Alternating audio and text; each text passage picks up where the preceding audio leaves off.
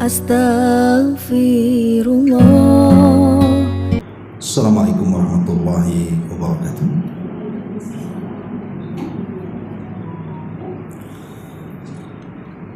Alhamdulillah wassalatu wassalamu ala rasulillah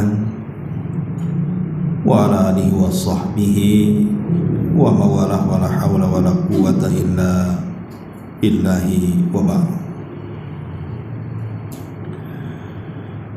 Alhamdulillah, segala puja dan puji hanya milik Allah subhanahu wa ta'ala. Salawat dan juga salam kita hadiahkan kepada Rasul kita Nabi besar Muhammad sallallahu alaihi wa ala alihi wasallam.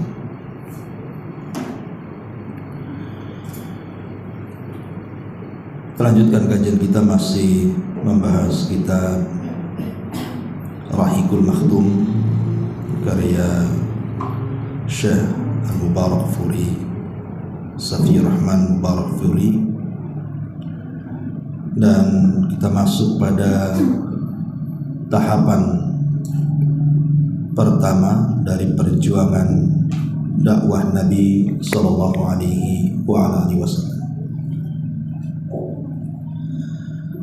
Ma'asyiral muslimat yang dimuliakan Allah subhanahu wa ta'ala, pada minggu yang lalu kita sudah menjelaskan tentang bagaimana wahyu turun kepada Nabi sallallahu alaihi wasallam yang menandakan bahwa Nabi diangkat menjadi Nabi dan Rasul. Artinya ada tugas berat di pundak Rasul untuk menyampaikan risalah Allah subhanahu wa ta'ala. Kita tahu bahwa dakwah Nabi sallallahu alaihi wasallam terbagi menjadi dua. Pertama, yang disebut dengan dakwah sirriyah, dakwah yang tidak terang-terangan. Artinya dakwah dalam bahasa kitanya mungkin door to door lah gitu. Jadi hanya menyampaikan kepada orang-orang yang dekat beliau seperti keluarganya atau teman-teman beliau.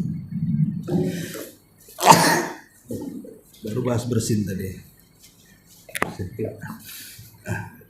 Alhamdulillah. Yahdikumullah sebentar. Jadi yang kedua ada namanya dakwah sirriyah. Yang pertama dakwah sirriyah dan yang kedua dakwah jahriyah. Dakwah sirriyah itu ya namanya sirriyah. Sirriyah itu artinya kan sembunyi-sembunyi. Dakwah sembunyi-sembunyi tidak ada yang tahu. Artinya masih tenang-tenang saja orang-orang musyrik Arab itu terhadap Nabi. Karena Nabi hanya berbisik-bisik kepada orang terdekatnya seperti keluarga dan teman-teman yang dekat dengan beliau saja. Dan itu dijalankan Nabi sallallahu alaihi wasallam selama 3 tahun. Jadi dakwah sirriyah secara rahasia ini dijalankan oleh Nabi sallallahu alaihi wasallam selama 3 tahun. Dan di sana yang kedua ada namanya dakwah jahriyah, dakwah yang terang-terangan. Itulah mulai banyak penentangan. Karena sudah mulai terang-terangan, otomatis banyak penentangan dari orang-orang kafir Quraisy. Di sini kata pengarang, tahapan dakwah sirriyah secara rahasia selama 3 tahun. Sebagaimana diketahui, kota Mekah ini merupakan pusat agama bagi bangsa Arab. Jadi bangsa Arab itu terpusat kepada Mekah. Di sana terdapat para pengabdi Ka'bah dan pengurus berhala serta patung-patung yang dianggap suci oleh seluruh bangsa Arab. Sehingga untuk mencapai tujuan melakukan perubahan di kota Mekah ini akan lebih sulit dan sukar jika dibandingkan apabila hal tersebut jauh dari daerah Mekah. Karenanya dakwah membutuhkan tekad yang kuat, yang tidak mudah tergoyahkan oleh beruntunnya musibah dan bencana yang menimpanya. Maka adalah bijaksana dalam menghadapi hal itu memulai dakwah secara sirriyah agar penduduk Mekah tidak dikagetkan dengan hal yang bisa saja memancing kemarahan mereka. Jadi begini maksudnya. Pada dasarnya sebenarnya Mekah sendiri dan juga daerah Hijaz itu Mekah Madinah dan sekitarnya, itu pada awalnya mereka itu agamanya tauhid sebenarnya, karena mengacu kepada agama Ibrahim. Makanya bekas-bekas agama Ibrahim itu kan masih ada, seperti haji, umroh dan yang lainnya, walaupun sudah banyak perubahan. Bahkan yang lebih parah dirubah pula dari ibadah tauhid menjadi ibadah syirik. Sampai ketika masa di mana kabilah Jurhum yang ketika itu masih mempertahankan akidah tauhid ajaran Nabi Allah Ibrahim yang kemudian diteruskan oleh Ismail, kan kabilahnya namanya Jurhum. Lah ada kabilah di luar Jurhum itu namanya Khuza'ah. Lah Khuza'ah ini kemudian menyerbu Jurhum. Rupanya Jurhum kalah. Sempat Jurhum itu karena tahu bahwa mereka kalah, makanya mereka timbun sumur Zam-Zam. Sengaja ditimbun, jangan sampai dikuasai oleh Khuza'ah. Sampai air Zam-Zam ini kan lama ditemukan, baru di zaman kakeknya Rasul baru ditemukan, Abdul Muthalib, karena bermimpi.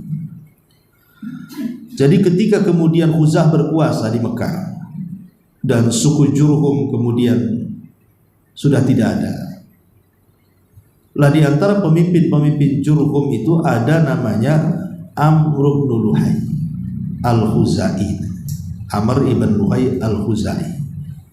Itulah pemimpin Jurhum yang sangat populer. Kenapa sangat populer? Kan pemimpin Jurhum itu banyak. Salah satunya saja adalah Amr ibn Luhai. Karena Amr ibn Luhai ini selain daripada orang kaya, dia dermawan orangnya. Jadi baik sekali kepada masyarakat Arab, sehingga sangat dimuliakan, dihargai oleh penduduk Arab kala itu.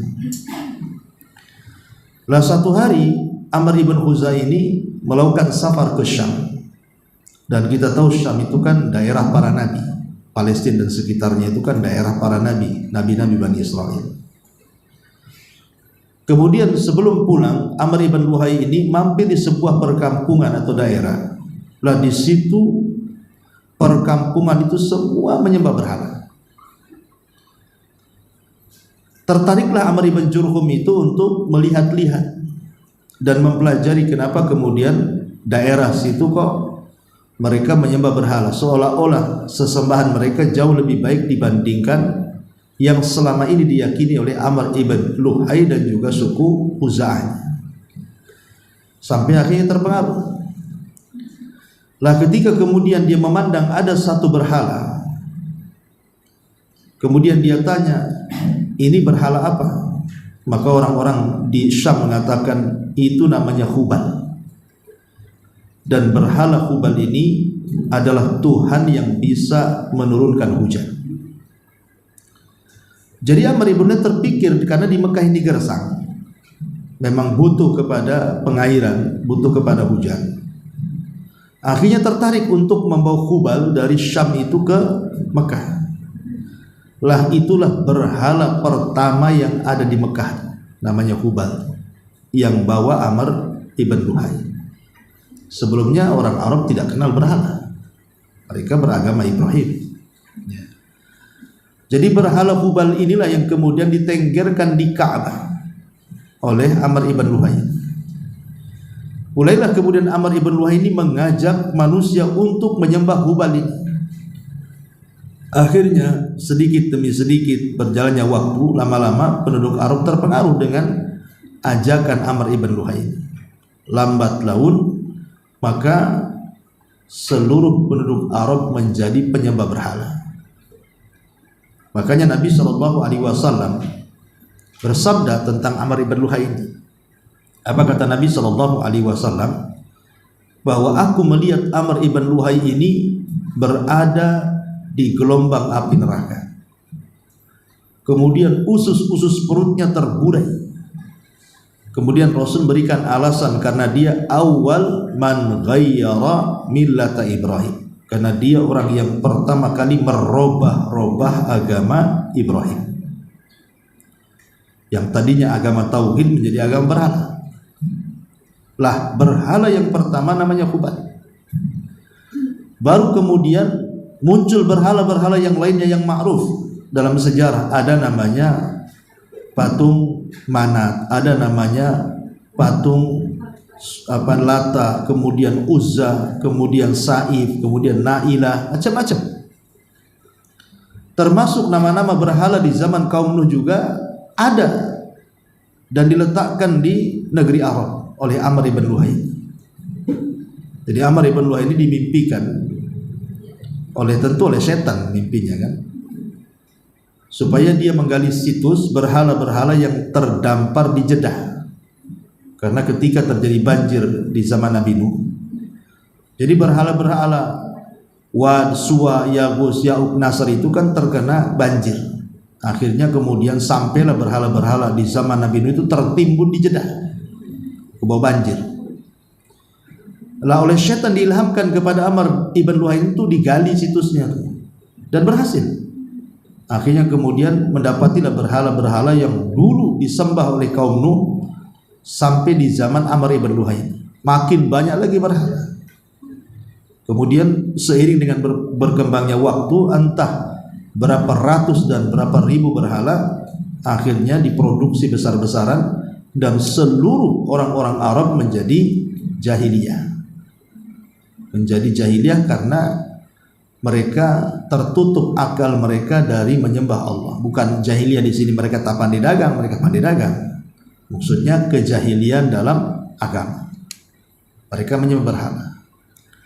Lah karena permulaannya dari Mekah, kan Amr ibn Luhai itu kan ketika meletakkan Hubal itu kan di Mekah, di Ka'bah. Bahkan ketika Khalid ibn Walid saja menghancurkan patung di sekitar Ka'bah itu jumlahnya hampir 350 lebih yang bertengger di sekitar Ka'bah. Dan itulah berhala-berhala yang paling dianggap suci. Makanya Mekah itu menjadi pusat agama berhala di zaman itu. Ini pula yang menjadikan kesulitan Nabi SAW untuk merubah warga Mekah kan itu, karena pusatnya di situ masalahnya. Kalau pusatnya di luar sih masih mending lah. Ini kan pusatnya di situ. Jadi Rasul itu berdakwah di pusat sesembahan, di mana orang-orang dari mana-mana datang ke Mekah itu untuk menyembah berhala yang ada di Mekah. Itu yang menjadikan kesulitan Nabi mendakwahkan dakwah tauhid di permulaan wahyu turun. Dari istilah maka Rasul berinisiatif. Kalau langsung terang-terangan dalam berdakwah pasti kacau. Karena berdakwah di pusat penyembah berhala masalahnya. Maka Nabi berinisiatif untuk berdakwah secara sirriyah dulu. Dan itu kebijaksanaan Nabi. Jadi kecerdasan Nabi SAW dalam berdakwah tidak langsung frontal, tidak langsung terang-terangan mengatakan ini syirik, ini enggak. Mulai dari keluarga dekatnya dulu. Maka yang pertama kali beriman ya Khadijah, nanti disebutkan ya kan. Kemudian juga budaknya Zaid bin Haritha, kemudian Ali bin Abi Thalib radhiyallahu an, kemudian sahabat yang paling dekat Abu Bakar. Ya, nanti dijelaskan di sini. Intinya kenapa kemudian Nabi SAW memilih dakwah sirriyah, karena alasan tadi, alasan keamanan, supaya tidak membuat gaduh dan supaya tidak dakwahnya itu lancar, tidak terhalangi. Selama 3 tahun Nabi SAW berdakwah sirriyah. Kemudian kata beliau, angkatan pertama di sini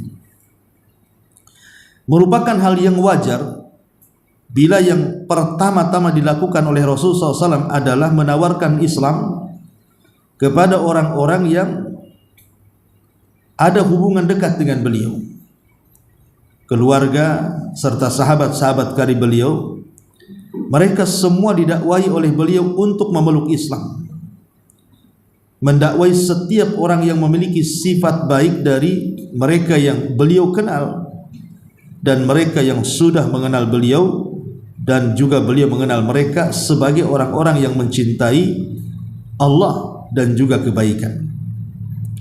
Sedang mereka mengenal beliau sebagai sosok yang selalu menjunjung tinggi nilai kejujuran dan kesolehan. Hasilnya banyak di antara mereka yang tidak sedikit pun digerayangi oleh keraguan terhadap keagungan kebesaran jiwa Rasul serta kebenaran berita yang dibawanya, merespon dengan baik dakwah beliau. Dalam sejarah Islam, mereka itu dikenal sebagai as-sabiqunal awwalun, orang-orang yang mula-mula masuk Islam. Jadi dalam dakwah sirriyah ini, Nabi SAW tidak semua diajak masuk Islam. Jadi lihat-lihat orang dulu dia. Ini kalau saya ngomong sama ini masalah nih. Ini kalau saya ngomong sama orang ini kayaknya belum bisa. Tapi kalau sama orang ini bisa. Jadi dia lihat karakter orang dulu. Makanya tidak semua Rasul ajak. Padahal bisa saja Nabi SAW mengajak semua orang kan, tetapi karena kecerdasan Nabi SAW dalam berdakwah, dia harus pelan-pelan dalam dakwah sirriyah ini. Maka tidak semua orang diajak Nabi. Dia hanya mengajak teman-teman yang baik saja, yang tahu karakternya seperti apa. Makanya di awal-awal dakwah itu kita lihat sahabat-sahabat yang masuk Islam itu memang mereka memiliki karakter baik ketika di masa jahiliyah ataupun setelah masuk Islam. Seperti contohnya Abu Bakar. Kemudian juga Utsman bin Affan. Itu di masa jahiliyah memang akhlaknya sudah bagus, sehingga kemudian diajak masuk Islam lebih mudah lagi. Atau Abdurrahman ibn Auf atau Abu Ubaidah bin Jarrah, itu dikenal semasa jahiliyah pun orang-orangnya baik gitu, sehingga ketika diajak Islam lebih mudah. Nah, ini juga yang mendasari Nabi SAW kemudian mendakwahkan secara sirriyah. Lah tentu Nabi SAW mendahulukan keluarganya. Makanya di sini kata beliau, di antara barisan terdepan yang masuk Islam dari keluarganya adalah tentu yang pertama Ummul Mukminin Khadijah. Belum ada orang yang masuk Islam di zaman itu kecuali Khadijah. Jadi ketika Nabi SAW mendapatkan wahyu turunnya surah Al-Mudaththir ayat 1 sampai 5, artinya Rasul didaulat menjadi seorang Rasul, berarti sudah diharuskan mengajak manusia ke dalam Islam. Lah yang pertama diajak oleh Rasulullah Khadijah. Ketika Nabi mengatakan kepada Khadijah tentang kenabian dan kerasulannya, Khadijah langsung mengucapkan dua kalimat syahadat, asyhadu an la ilaha illallah wa asyhadu annaka rasulullah. Lah ketika itu Khadijah menjadi separuh daripada Islam, separuhnya Nabi, separuhnya Khadijah. Karena memang belum ada orang lain yang masuk Islam. Baru kemudian dari Khadijah ini merambat kepada anak angkatnya, mantan budak yang dimerdekakan oleh Nabi SAW, yang dihadiahkan Khadijah kepada Nabi. Namanya Zaid ibn Harithah. Itu budaknya Nabi yang dimerdekakan kemudian diangkat menjadi anak angkat. Karena kisah Zaid ibn Harithah ini kan masyhur. Jadi waktu kabilah dia itu diserang oleh musuh, lah Zaid ibn Harithah ini masih kecil, ya, kemudian diculik sama musuh. Lah oleh musuhnya kemudian dijual di pasar ukat. Lah oleh keluarga Khadijah dibeli, kemudian dihadiahkan kepada Khadijah. Ini Zaid ibn Harithah ini. Lah setelah menikah dengan Nabi SAW, kemudian Nabi SAW dikaruniai anak namanya Qasim, tapi sayang kemudian meninggal. Kemudian diberi anak juga namanya Abdullah atau At-Thayyib, sayang juga meninggal. Jadi Nabi ini gimana perasaannya? Sedih. Makanya Khadijah sebagai istri, walaupun dia pun ikut sedih bagaimanapun, Qasim dan Abdullah juga anak kandung dia. Tapi dia berusaha membesarkan hati supaya suaminya yang notabene Nabi SAW tidak berlarut dengan kesedihan karena anak-anak laki-lakinya meninggal. Maka Khadijah menawarkan Zaid untuk diangkat menjadi anak angkat. Itu kan budak hadiah sebenarnya. Kemudian oleh Nabi SAW dimerdekakan. Maka jadilah kemudian anak angkat Rasul. Ada kisah tentang Zaid ini. Zaid ini kan dulu namanya oleh Rasul dinasabkan kepada beliau, Zaid bin Muhammad. Karena begini, jadi orang tua Zaid ini kan sudah lama gak ketemu anaknya semenjak penculikan itu. Tiba-tiba mungkin ada kawan-kawan dari kabilahnya itu sedang berdagang sampai ke negeri Mekah. Jadi dia melihat Zaid itu sedang bermain-main. Kemudian dia mencari tahu Zaid ini siapa yang ngasuh. Kemudian setelah tahu bahwa yang mengasuh adalah orang namanya Muhammad, akhirnya dia pulang melaporkan kepada ayahnya bahwa anakmu ada di sana. Akhirnya kemudian ayahnya ini membawa harta banyak untuk menebusnya. Ketika berjumpa dengan Nabi SAW, maka Nabi SAW ketika itu tidak lantas kemudian memberikan Zaid, tetapi memberikan pilihan kepada Zaid, karena Zaid waktu itu sudah 10 tahun usianya. Artinya sudah mumayyiz, walaupun belum balik, tapi kan sudah bisa membedakan. Umur 10 tahun itu kan sudah bisa diajak bicara. Nabi mengatakan kepada Zaid, wahai Zaid, ini keluargamu datang mau ngambil kamu, dan saya adalah sebagai ayah angkatmu. Kau milih mana? Mau tinggal dengan ayah angkatmu atau engkau mau menyusul keluargamu pulang? Di luar prediksi dan dugaan keluarganya, disangkanya Zaid mau balik gitu kan. Rupanya dia memilih hidup bersama Nabi. Nah, saking senangnya Nabi, karena memang Rasul merawat dari kecil masalahnya kan. Senang bahwa si Zaid ini tidak ikut ayahnya, tapi memilih dia.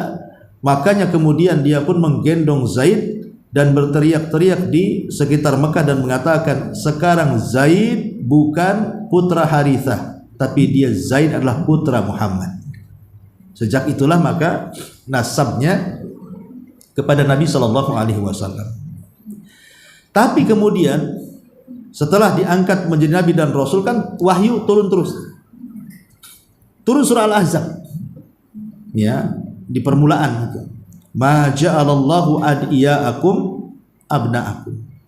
Bahwa Allah tidak menjadikan anak-anak angkat itu harus dinasabkan kepada bapak angkatnya. Dari sini Allah mengatakan ud'uhum li abaihim wa aqsatu indallah. Balikkan nasabnya kepada bapak aslinya, itu lebih adil di sisi Allah Subhanahu wa taala. Maka yang tadinya Zaid ibn Muhammad oleh Nabi dibalikan lagi ke bapak aslinya, dirubah lagi aktenya.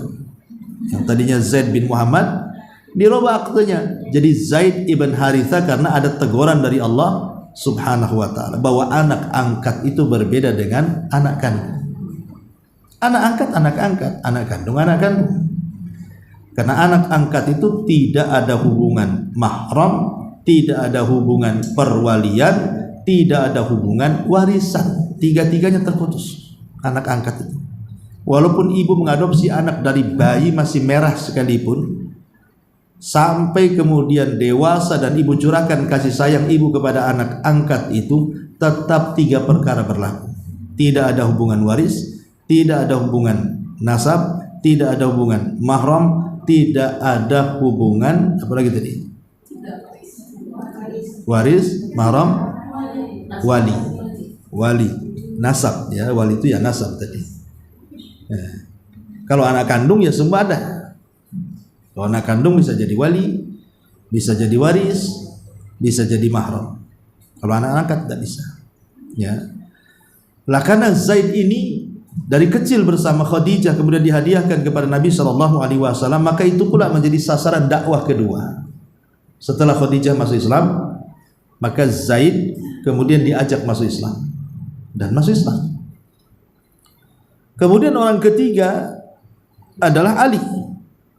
Ali juga sama menjadi anak angkat Nabi sebenarnya, karena itu bagian daripada jasa baik pamannya, artinya ayah Ali kepada Nabi. Jadi sudah mengasuh Rasul dari usia 8 tahun sampai menikah gitu ya, sampai diangkatnya jadi Nabi. Kemudian setelah menikah dengan Khadijah kan kaya Nabi. Sehingga sebagai balas budi kepada pamannya, makanya akhirnya kemudian meringankan beban pamannya dengan cara apa? Mengasuh anak-anaknya. Nah, salah satunya adalah beberapa paman yang lainnya mengambil anak-anak yang lainnya dari anak Abu Thalib, lah Rasul memilih mengambil Ali untuk diasuh. Dan ketika itu juga Ali usia 10 tahun. Lah itulah yang kemudian menjadi sasaran dakwah yang ketiga dari Nabi SAW adalah Ali bin Abi Thalib radhiyallahu anhu. Dan pada awalnya Ali bin Abi Thalib belum merespon kan. Tapi lama-lama akhirnya kemudian dia pun merespon. Kemudian masuk Islam sembunyi-sembunyi tanpa diketahui ayahnya, Abu Thalib. Sampai pada waktunya ketahuan juga akhirnya. Tapi Abu Thalib tidak marah, justru dia mengatakan ketika anaknya Ali mengajak Abu Thalib dan juga Rasul mengajak Abu Thalib masuk Islam, Abu Thalib menolak. Alasannya apa? Kalaulah bukan karena celaan kaumku, tentu aku akan masuk Islam. Jadi dia takut celaan kaumnya, takut nanti kaumnya ngomong apa terhadap dirinya, sementara dia tokoh kan begitu. Makanya dia tidak mau masuk Islam karena takut celaan. Dan itulah salah satu penghalang hidayah. Salah satu penghalang hidayah itu takut kepada manusia. Ya, Ma'asyiral muslimat yang dimuliakan Allah Azza wa Jalla, ini diantaranya orang-orang yang dalam lingkungan keluarga Rasul yang diajak masuk Islam dalam dakwah sirriyah itu. Berarti sudah Khadijah, kemudian Zaid ibn Harithah, kemudian Ali. Ya, tentu kemudian disusul dengan anak-anak putrinya. Anak-anak putri Nabi SAW, Zainab, Ruqayyah, Ummu Kulthum, Fatimah kan gitu. Disusul dengan anak-anaknya. Bahkan ketika Zainab di antara anak Rasul yang pertama kali masuk Islam, anaknya, anak yang paling besar dari Khadijah, dari anak perempuan maksudnya Zainab, itu suaminya Abul As ibn Rabi ini, itu kan sedang safar ke Syam, dan karena kebiasaan orang Mekah kan seorang peniaga, jadi Abul As ibn Rabi ini pulang ke Mekah, sementara istrinya sudah masuk Islam, Zainab itu. Maka Zainab ketika itu mencoba mengajak suaminya untuk masuk Islam, Abul As ibn Rabi ini, tapi belum dapat hidayah, nggak mau. Sama dengan Abu Thalib juga, apa kata orang nantinya? Masa saya masuk ke agama mertua sementara agamanya aneh kan gitu. Jadi suami daripada Zainab, Abul As ibn Rabi itu menolak, tidak mau. Bahkan sampai ketika kemudian hijrah, Nabi SAW hijrah ke Madinah. Nah, di antara putri Nabi SAW yang tidak ikut hijrah itu Zainab, karena dia cintanya dengan suami, dia memilih tinggal bersama suaminya. Padahal suaminya jelas-jelas kafir, musyrik. Tapi kan ketika itu belum ada larangan. Seorang muslimah boleh menikah dengan orang musyrik gitu ya. Belum ada larangan, makanya bisa satu rumah. Karena ayatnya belum turun. Sampai ketika terjadi perang Badar, lah Abul As ini ikut memerangi Nabi. Jadi dia ikut dalam tentaranya Abu Jahal. Tetapi disebutkan oleh di sejarah karena terpaksa. Karena ketika itu kan Abu Jahal memaksa semua harus terlibat karena demi menjaga kehormatan penduduk Mekah. Jadi mau tidak mau Abul As ibn Rabi ikut di belakang tentara Abu Jahal. Lah ketika terjadi perang Badar, Abu Jahal kan meninggal semuanya, tokoh-tokoh Quraisy itu. Lah suaminya Zainab ini ketahuan, tidak dibunuh tapi ditawan. Lah ketika itu kan belum ada hukuman tawanan. Tawan itu diapain? Apa dibunuh atau harus ditebus atau apa, kan belum ada wahyu ketika itu. Dan Nabi SAW kan mengumpulkan sahabat, diantaranya Abu Bakar, Umar dan yang lainnya, minta ide mereka gitu ya. Ini tawanan bagusnya diapain gitu kan. Jadi ketika itu Umar tegas, disuruh dibunuh karena mereka sudah memerangi Allah dan Rasulnya, harus dipenggal gitu sebagai konsekuensi perlawanan mereka. Tapi Abu Bakar lebih halus lagi dengan mengatakan, kalau aku sih, kata Abu Bakar, lebih baik buatlah tebusan, karena di antara tawanan itu juga ada hubungan kerabat, ada hubungan keluarga kan itu, masa dibunuh, kata Abu Bakar. Dibebaskan aja tapi dengan cara tebusan, bayar sekian kita bebaskan. Walaupun kemudian setelah beberapa waktu pendapat Umar justru dibenarkan oleh Al-Quran. Yang kuat itu justru pendapat Umar kan, karena Allah yang mengatakan dalam surah Al-Anfal, maka nalin nabi an yakuna lahu asra hatta yuskhina fil ard. Ya, tidak boleh seorang nabi itu punya tawanan. Artinya harus dibunuh mereka kan tawanan karena meranggil dan Rasulnya. Tapi karena belum ada ayat itu turun, maka Rasulullah SAW ketika itu masih memilih pendapat Abu Bakar. Karena pendapat Abu Bakar kan masih lebih lembut lah. Akhirnya mulailah kemudian buat pengumuman, boleh dibebasin tapi bayar. Maka ditentukan bayarnya sekian. Kalau tidak bisa ditebus dan dia punya pengetahuan baca tulis, maka dia harus mengajarkan anak-anak kaum muslimin baca tulis sampai pintar baru dibebaskan. Antara dua pilihannya, tebus atau ngajar orang Islam. Kalau tidak sanggup, ya selamanya jadi budak ya.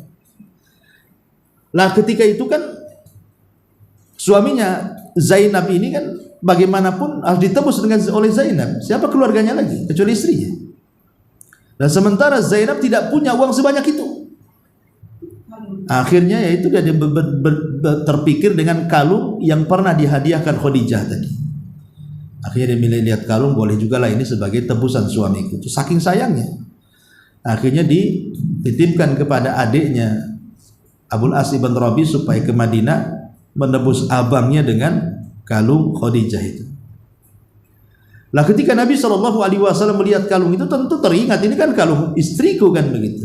Kok bisa di sini gitu.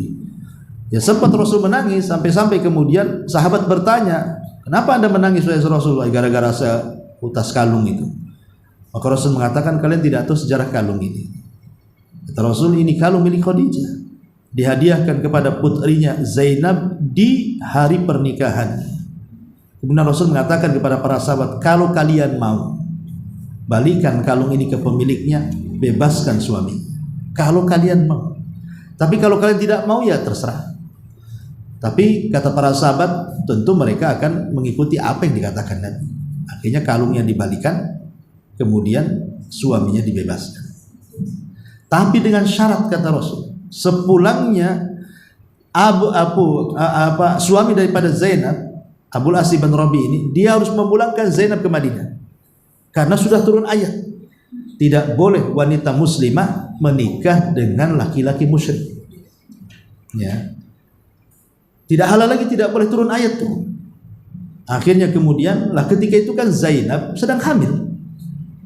Ya. Masalahnya kesalahan suaminya Abul As bin Rabi ini memulangkan Zainab di siang bolong, di mana orang-orang musyrik itu mereka sedang terjaga, ketahuan gitu. Akhirnya cegatlah sama pasukan Abi Sufyan, Abu Jahal yang ketika itu masih kafir Abu Sufyan itu. Dan juga Abu Jahal dan juga yang lainnya. Ketakutanlah Zainab, terjadilah keguguran di situ. Ya ketakutan kan itu. Akhirnya kata Abu Jahal disarankan, kalau engkau ingin memulangkan Zainab jangan siang-siang, malam-malam. Ya. Akhirnya kemudian setelah ada kesepakatan, maka Zainab pun dipulangkan malam-malam sampai kemudian di Madinah. Nah, Zainab itu kan punya anak perempuan namanya Umamah. Umamah itu yang hadisnya kalau Nabi sedang sholat, kadang Rasul menggendongnya. Kemudian kalau sujud diletakkannya. Nah, itulah Umamah tuh, putri daripada Zainab. Dan dia sempat besar dan menikah dengan Ali. Jadi ketika Fatimah meninggal, maka Fatimah berwasiat kepada Ali untuk menikah dengan Umamah. Apanya? Ya kan bolehlah, apa yang jadi masalah, kan Ali bukan, tidak ada hubungan dengan ini ya, dengan secara apa namanya ya, sekarang sepupuan aja boleh. Ini kan jauh, Ali anaknya Abu Thalib, ini anak Nabi, kan nggak ketemu ya, itu jatuhnya mungkin apa ya, ya sepupu mungkin ya, sepupu ya jatuhnya ya. Iyalah sepupuan kan jatuhnya, kan keponakan. Tapi ya qadarullah juga tidak punya anak juga. Dari pernikahan dengan Ali juga tidak punya anak gitu. Sampai Ali meninggal, dia dinikahi lagi oleh yang lainnya, kemudian dia meninggal kan itu. Itu sejarahnya. Tapi yang ingin saya katakanlah ketika Abul As kemudian sudah memulangkan, Abul As ini kan safar dia ke mana, ke Syam untuk berdagang. Pulangnya pula ketangkap lagi sama orang Islam. Jadi 2 kali kena tawanan tuh. Lah akhirnya dia pun sembunyi di rumah Zainab. Zainab pun melindungi dia bagaimanapun tuh suaminya. Ya. Tapi akhirnya sejak itulah kemudian Abul As bin Rabi sebenarnya ingin masuk Islam dari dulu sebenarnya. Cuman karena dia masih banyak tanggungan terhadap orang-orang musyrik, setelah semua tanggungannya dibalikan kepada orang musyrik, kemudian dia masuk Islam terang-terangan di Mekah, pulang ke Madinah, kemudian mendatangi Nabi SAW dan tidak dilakukan pernikahan baru. Dia langsung jadi suami istri. Di sini jadi hukum fikih. Kalau umpamanya dulunya ada orang Hindu atau Buddha gitu kan, suami istri, dua-duanya masuk Islam, ya tidak perlu nikah lagi. Jadi sudah dianggap pernikahannya dulu itulah pernikahan dalam Islam. Karena Abul As bin Rabi ketika sudah masuk Islam, kemudian terujuk dengan Zainab, tidak ada pernikahan baru di situ. Kan dulunya sama-sama penyembah berhala kan gitu. Artinya ketika rujuk ke Islam berarti tidak perlu diulangi pernikahannya gitu maksudnya. Sudah sah gitu suami istri. Kalau dua-duanya masuk Islam. Gitu. Taib. Jadi semua anak-anak Nabi SAW masuk Islam. Zainab, Ruqayyah, Ummu Kulsum, Fatimah gitu. Baru setelah keluarganya Nabi SAW mulai dari istri, budak, pembantu sampai anak-anaknya masuk Islam, lah Nabi mulai menginjak keluar. Ya tentu di antara semua kawan-kawan yang paling baik dengan Rasul adalah Abu Bakar. Karena biografi Abu Bakar sendiri dari kecil tidak pernah nyembah berhala. Abu Bakar itu pernah ayahnya ngajari Abu Bakar nyembah berhala waktu kecil, tapi Abu Bakar menolak fitrahnya. Jadi ayahnya Abu Bakar namanya Abu Quhafa tuh membawa Abu Bakar ke ruangan yang banyak berhalanya, tempat sesembahan orang-orang musyrik. Kemudian ditinggal, maksudnya biar terbiasa nyembah berhala. Tapi di ruangan itu Abu Bakar nggak nyembah berhala. Ya, sejak kecil pun nggak nyembah berhala. Bahkan ketika itu Abu Bakar malah kemudian mempermainkan berhala. Dia minta makan, minta minum, minta pakaian sama berhalanya kan, nggak dikasih, dipukul berhalanya. Ya, namanya berhala masa bisa ngasih kan itu. Malah dibuat mainan sama Abu Bakar itu. Sehingga dikenal Abu Bakar itu tidak pernah nyembah berhala dari kecil, tidak pernah menyentuh khamar, tidak pernah menyentuh zina. Padahal di zaman itu kerusakan luar biasa gitu. Jadi Abu Bakar ini termasuk orang yang fitrahnya lurus sejak kecil. Dan Rasul tahu karakternya, makanya yang pertama kali diajak oleh Nabi SAW masuk Islam itu adalah Abu Bakar. Dan satu-satunya sahabat yang ketika masuk Islam tidak ada keraguan, Abu Bakar. Kalau sahabat yang lainnya masih ragu-ragu, betul ke Nabi, betul ke tidak, masih ragu-ragu mereka. Setelah kemudian yakin dia Nabi baru masuk Islam. Tapi Abu Bakar tidak. Satu-satunya sahabat yang ketika diajak Islam langsung bersyahadat hanya Abu Bakar. Bahkan satu-satunya keluarga yang semua masuk Islam di zaman itu hanya Abu Bakar.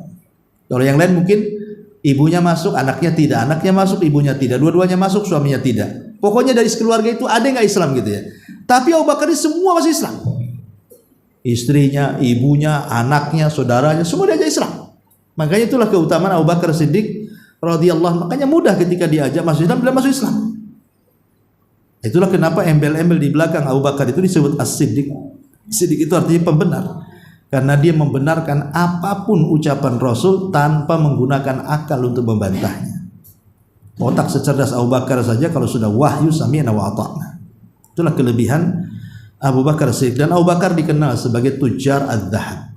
Dia pedagang emas. Ya, Abu Bakar itu tukang emas dia.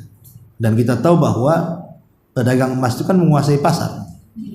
Ya, beda dengan tukang beras, ya kan? Tukang beras satu truk harganya cuma berapa? Tukang emas satu truk bisa beli Banten dia. Ya. Jadi dia walaupun kecil tapi harganya besar. Makanya dia menguasai pasar. Dan tukang emas ini punya skill tersendiri. Apalagi Abu Bakar ini dikenal sebagai ahli nasab. Jadi orang-orang Arab itu kalau berselisih nasab, datangnya kepada Abu Bakar, tanya, Abu Bakar, saya ini mau nanya bapak saya siapa, kakek saya siapa, bu saya, tahu dia. Ya, tahu sekali. Makanya wajar kalau dia punya putri Aisyah itu cerdas, bapaknya cerdas, ahli nasab. Semua orang Arab kalau tanya nasab sama dia. Kalau sekarang kan ada lembaganya. Ya, ada lembaga umpamanya ada orang ngaku keturunan nasab Nabi, ya datang ke lembaganya tanya, kan itu. Betul nggak saya sampai Nabi atau terputus? Ya. Tapi zaman sekarang beli nasab aja ada. Tolong sambungkan saya nasab, saya kasih duit katanya kan. Sekarang beli nasab ada kan. Abu Bakar tidak perlu pakai lembaga, itu di otak dia semua. Semua nasab kabilah-kabilah Arab dia tahu. Itulah yang kemudian menjadi mudah dakwah Nabi. Karena karakter Abu Bakar juga lembut orangnya, ya kan? Kemudian juga dia pengusaha, kemudian juga dia dihargai karena memang pakar nasab, dan dia juga pergaulannya luas. Itulah yang kemudian memudahkan bagi Nabi SAW untuk melakukan dakwah sirriyah itu. Maka dari tangan Abu Bakar ini akhirnya banyak sahabat-sahabat yang masuk Islam dari tangan Abu Bakar. Ya, salah satunya adalah ya tadi rata-rata 10 sahabat yang disebut dengan al-mubasysyiruna bil jannah. 10 sahabat yang dijanjikan masuk surga itu sebagian besarnya masuk Islam gara-gara Abu Bakar. Ya, Utsman bin Affan itu kan Abu Bakar yang ngajak, Abu Ubaidah, Abdurrahman ibn Auf, dan hampir Zaid ibn Sa'id ibn Zaid, ya, itu semua itu adalah jasa daripada Abu Bakar Siddiq radhiyallahu anhu. Taib. Kemudian kata beliau, kemudian Abu Bakar dengan sangat giat mengajak orang-orang kepada agama Islam. Beliau merupakan sosok laki-laki yang lembut, disenangi, luas, berbudi luhur, serta suka berbuat baik. Karena sifat Abu Bakar itu sama dengan sifat Nabi. Ingat ketika Khadijah melihat Nabi ketakutan, kemudian minta diselimuti, apa kata Khadijah? Jangan takut wahai suamiku, ini tanda Allah tidak akan menghinakan kamu kok, karena engkau ini tukang silaturahim. Kemudian kalau engkau ngomong jujur, engkau suka bantu orang, macam-macam disebutkan tuh sifat-sifat Nabi. Lah sifat yang disebutkan Khadijah kepada Nabi SAW persis seperti sifat yang disifatkan Ibn Diginnah kepada Abu Bakar. Ada orang namanya Ibnu Diginnah. Ibn Diginnah ini tokoh Quraisy. Ibnu Diginnah ini salah satu tokoh Quraisy yang ya diperhitungkan ketokohannya. Jadi satu hari Abu Bakar Siddiq radhiyallahu anhu ini karena sudah tidak tahan di Mekah, ingin hijrah dia. Nggak tahan sekali melihat para sahabat disiksa, ditekan, diintimidasi, dicaci, dimaki, digibah, difitnah, dibully, macam-macam lah. Jadi dia nggak tahan, ingin hijrah Abu Bakar ini. Akhirnya kemudian dia siapkan unta dengan sebuah perbekalannya. Dia ingin meninggalkan Mekah. Di tengah jalan berjumpa dengan orang namanya Ibnu Diginnah. Ibnu Diginnah ini tokoh. Di stop, ya Abu Bakar mau kemana kan? Kata Abu Bakar, "Dzarni a'budullah," katanya. Biarkan aku ingin nyembah Allah sesukaku di luar, katanya. Di sini nggak bisa, katanya. Kata Ibnu Diginnah, oh tidak bisa. Orang sepertimu la takhruj wa la tukhraj. Kau enggak boleh keluar dan enggak boleh orang usir kamu. Orang sepertimu ya Abu Bakar tidak boleh diusir dan tidak boleh keluar. Enggak ada orang sebaik kamu. Kemudian Ibn Diginnah mensifati karena engkau ini orangnya tukang silaturahim. Kalau ngomong jujur persis seperti sifat Rasul yang disifatkan Khadijah kepada Rasul dengan sifat Ibn Diginnah yang disifatkan kepada Abu Bakar. Kurang lebih seperti itu. Jadi seolah-olah Abu Bakar ini cerminan Nabi. Sifatnya persis. Nah, itulah akhirnya makanya kenapa Rasul dengan Abu Bakar klop itu, karena punya sifat yang sama. Ya, dia suka silaturahim, menghormati tamu, kalau ngomong jujur, membantu orang, dan begitu seterusnya. Makanya kenapa kemudian Abu Bakar ini menjadi batu loncatan dakwah sirriyah untuk memuluskan dakwah Nabi SAW, mengajak orang-orang baik masuk Islam. Ya. Kemudian di sini kata beliau, para tokoh kaumnya selalu mengunjunginya. Dan sudah tidak asing dengan kepribadian Abu Bakar karena kecerdasannya, kesuksesannya, kemudian bisnisnya, pergaulannya. Kemudian beliau terus berdakwah kepada orang-orang dari kaumnya yang dia percayai dan selalu berinteraksi dan bermajlis dengannya. Bahkan hal itu maka masuk Islamlah Utsman ibn Affan. Ini di tangan Abu Bakar nih, Utsman bin Affan. Kemudian juga Zubair ibn Awwam masuk Islam di tangan Abu Bakar. Kemudian Abdurrahman ibn Auf itu juga masuk Islam di tangan Abu Bakar.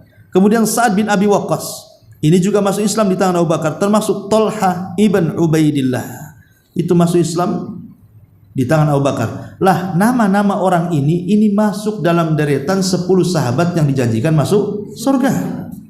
Ya, itu semua di tangan Abu Bakar. Bayangkan betapa besarnya itu pahala Abu Bakar. Karena Islam ini kan berkembang karena orang-orang ini. Kan kita mendengar dalam istilah dakwah itu multi level pahala. ya, bukan multi level marketing, multi level pahala. Semakin banyak yang didakwahikan, semakin banyak pahala kita. Coba bayangkan, yang mengajak orang-orang ini masuk Islam dibawa kepada Rasulnya Abu Bakar. Akhirnya orang-orang ini masuk Islam, dan orang-orang inilah yang menyebar Islam kemana-mana sampai ke sini. Berarti jasanya Abu Bakar itu besar. Wajar kalau Rasul mengatakan, kalau keimanan semua manusia setelahku, kata Rasul, ditimbang di satu neraca, dan keimanan Abu Bakar ditimbang di neraca satunya, tentu keimanan Abu Bakar jauh lebih berat dibandingkan keimanan umat ini. Saking berjasanya Abu Bakar kepada kita semuanya. Kalau bukan karena Allah, kemudian Abu Bakar dan sahabat-sahabat yang lain, tentu Islam tidak sampai kepada kita. Tapi lihat jasa Abu Bakar luar biasa. Kemudian kata beliau, di antara orang-orang yang pertama lainnya yang masuk Islam adalah Bilal ibn Rabah Al-Habashi. Bilal yang disiksa oleh majikannya. Ya, siapa? Umayyah ibn Khalaf. Majikan Bilal itu ngeri kali kalau menyiksa Bilal. Ya. Kemudian diikuti oleh amin kepercayaan umat ini, Abu Ubaidah ibn Jarrah, yang orang yang sangat lembut sekali Abu Ubaidah, sampai Umar bin Khattab itu sayang dengan Abu Ubaidah ibn Jarrah. Lah, nama beliau adalah Amir ibn Jarrah. Beliau berasal dari suku Bani Harith ibn Fihr. Selanjutnya menyusul keduanya Abu Salamah ibn Abul Asad. Kemudian menyusul setelah itu Arqam bi Abi Arqam. Ini sejarah Arqam bi Arqam ini menarik, karena rumahnya nanti itu akan menjadi markas dakwah Nabi, namanya Darul Arqam. Ya, di rumah Arqam bin Abi Arqam ini. Padahal rumah itu sebenarnya tidak jauh dari Mekah, tidak jauh dari Mekah. Cuman karena Arqam ibn Abi Arqam ini dia berasal dari kabilah musuh Nabi. Kan Nabi ini kabilahnya Quraisy, dari Bani Hashim. Ya. Lah, musuh-musuh Nabi SAW itu kan rata-rata dari Bani Asad, seperti siapa? Abu Jahal dan yang lainnya. Lah, dari musuh-musuh di awal-awalnya, musuh-musuh Nabi itulah Arqam bin Abi Arqam itu masih muda. Kemudian dari kabilah seberang lagi, ya, yang tidak menyukai Nabi, masuk Islam. Jadi kalau seandainya rumahnya dijadikan basis dakwah, itu orang tidak tahu jadinya. Karena biasanya kalau orang kumpul itu kan biasanya di orang-orang yang sudah tua, sekelas Abu Bakar mungkin, ya udah tua-tua kan, di rumahnya orang-orang yang dituakan. Gak berpikir kalau perkumpulan justru di rumah Arqam bin Arqam yang usianya masih belasan tahun ketika itu. Ya, jadi orang gak curiga. Yang kedua, memang dia dari kabilahnya musuh Nabi. Jadi orang dah tahu. Jadi orang kumpul di situ tiap hari, orang gak tahu.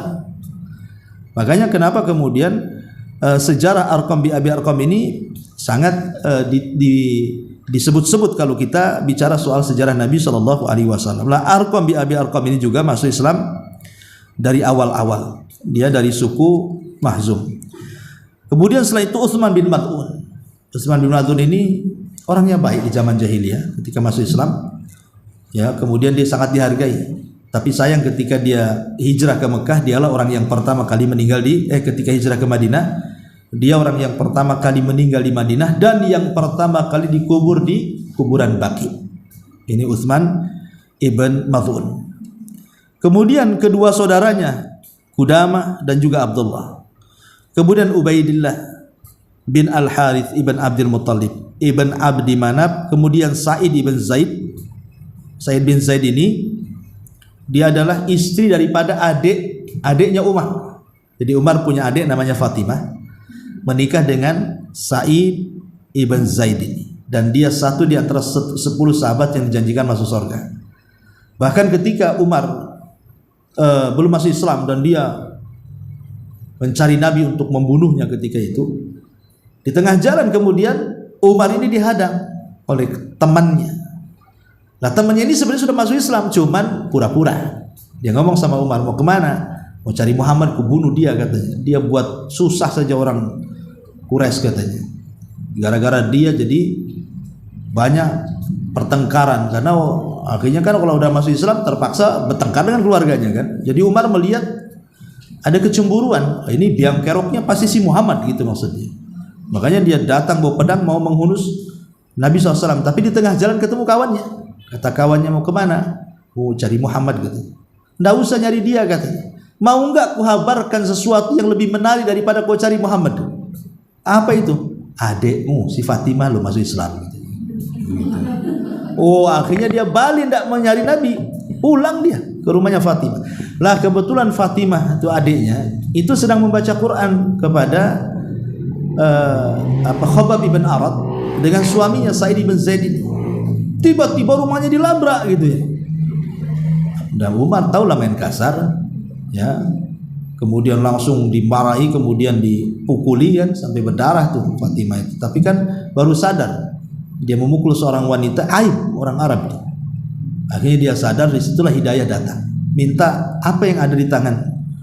Ini Al-Quran. Sini saya baca. Oh enggak bisa kata Fatimah. Kau mandi dulu. Ya. Akhirnya kemudian dia mandi lah. Khabbab ibn Arat yang sembunyi karena ketakutan di balik tembok, muncul dia. Karena nampak Umar sudah reda, nampak mendapat hidayah, maka Khabbab menghabarkan kepada Umar, ya Umar, sesungguhnya Nabi SAW pernah berdoa, Allahumma izzal Islam bi Umarain. Ya Allah, muliakan Islam dengan dua Umar. Satu Abu Jahal, kan namanya Amr ibn Hisham. Satu Umar bin Khattab. Lah ketika Khabbab mengatakan seperti itu, masuk hidayah, dia ingin masuk Islam. Akhirnya dia pun masuk Islam, ya. Nah itu sejarahnya siapa? Sedikit Said bin Zaid al-Adawi dan istrinya Fatimah binti al-Khattab al-Adawiyah, saudara perempuan Umar ibn al-Khattab radhiyallahu anhu. Kemudian Khabbab ibn Arat ini seorang pandai besi. Dia dibeli sama Ummu siapa namanya, majikannya Ummu Anmar atau siapa itu. Dia beli budak di pasar. Mu'anmar ini Khabbab ibn Arat ini karena tengok kekar, badannya kuat, tenaganya, dan dia punya usaha pandai besi. Mu'anmar membeli Khabbab untuk menjadi pegawainya. Ya, tapi di tengah jalan Khabbab masuk Islam.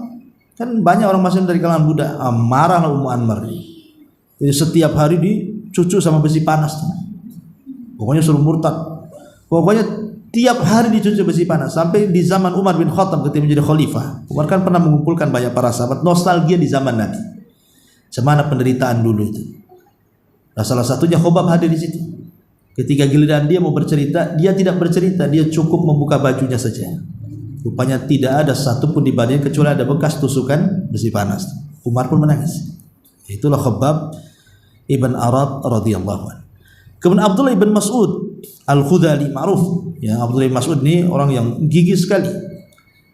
Termasuk as-sabiqun al-awwalun gitu. Kemana-mana bersama Abu Bakar nih. Dia pengembala kambing, orang miskin, tapi dia dekat dengan Abu Bakar. Dan akhirnya dia menjadi pakar Quran. Menjadi rujukan kan kalau ingin belajar Quran, ambillah dari Abdullah bin Mas'ud, dan dia punya suara yang sangat indah. Abdullah bin Mas'ud ini. Ya, dan dijuluki dengan pakar Quran. Kemudian juga dan selain mereka itulah yang dinamakan as-sabiqun al-awwalun yang disebutkan dalam surah Taubah ayat 100, as-sabiqun al-awwaluna minal muhajirin wal ansar, dan begitu seterusnya. Mereka terdiri semua marga Quraisy yang ada. Bahkan Ibnu Hisham menjumlahkan lebih dari 40 orang yang awal-awal masuk Islam, itu maksudnya dari dakwah Syriah. Namun dalam penyebutan sebagian dari nama-nama tersebut masih perlu diteliti. Ibnu Ishaq berkata, kemudian banyak orang yang masuk Islam secara berbondong-bondong, baik laki-laki maupun wanita, sampai akhirnya tersiarlah gaung Islam di seantero Mekah dan mulai menjadi bahan perbincangan orang banyak. Mereka semua masuk Islam secara sembunyi-sembunyi, dan cara yang sama pun dilakukan oleh Nabi SAW dalam pertemuan dan pengarahan agama yang beliau berikan, karena dakwah ketika itu masih bersifat individu dan sembunyi-sembunyi. Sementara wahyu sudah turun secara berkesinambungan dan memuncak setelah turunnya permulaan surah Al-Mudaththir. Ayat-ayat dan penggalan-penggalannya, ayat-ayat dan penggalan-penggalan surat yang turun pada fase ini merupakan ayat-ayat pendek yang berakhiran indah dan kokoh, yang isinya menyejukkan, memikat, dan begitu seterusnya. Karena kita tahu bahwa orang-orang Arab kan suka syair, ya. Makanya ayat-ayat yang banyak turun itu ayat-ayat pendek, kebanyakan juz amma. Kebanyakan juz amma itu rata-rata turun di kota Mekah. Itulah awal-awal turun rata-rata juz amma itu. Surah-surah pendek dalam juz amma itu kan rata-rata makkiyah. Ya, karena ciri daripada ayat makkiyah dengan ayat madaniyah itu, kalau ayat makkiyah itu bicara soal keyakinan, bicara soal surga, neraka, akhir zaman, kematian, tauhid, kelembutan, tazkiyatun nafas, pokoknya yang menarik orang dan lebih kepada keimanan. Lain kalau periode Madinah kan lebih banyak ke ibadah, sholat, puasa, zakat, pokoknya yang amalan-amalan yang sifatnya badan, yaitu di Madinah. Kalau di Mekah itu kan rata-rata amalan-amalan hati, karena bicara masalah tauhid dan keimanan kepada Allah dan keimanan kepada hari akhir. Apa sih fungsinya? Kenapa Rasul itu selalu mengatakan man kana yu'minu billahi wal yaumil akhir? Siapa yang beriman kepada Allah dan hari akhir? Karena yang namanya hubungan itu kan ada dua. Ada hubungan kita dengan Allah yang disebut dengan hablum minallah. Ada yang disebut dengan hablum minannas. Dengan kita beriman kepada Allah tersambunglah hablum minallah. Tapi dengan kita beriman dengan hari akhir maka tersambunglah dengan hablum minannas. Karena ada hari akhir, ada balasan. Harus baik sama orang, nanti dibalas. Ada kehidupan setelah kematian, makanya jangan macam-macam dengan orang, jangan buat zalim, kan itu. Makanya kenapa diingatkan dua perkara. Selalu Rasul mengingatkan, ingat iman kepada Allah, ingat iman kepada hari akhir. Ingat kepada Allah supaya tauhidnya mantap, ingat kepada hari supaya jangan jahat kita. Karena ada hari pembalasan, ya. Nah, ini juga diantara dakwah sirriyah yang disebutkan oleh pengarang. Wallahu a'lam, sekira sampai di sini. Ya, sebelum saya tutup silakan kalau ada yang bertanya.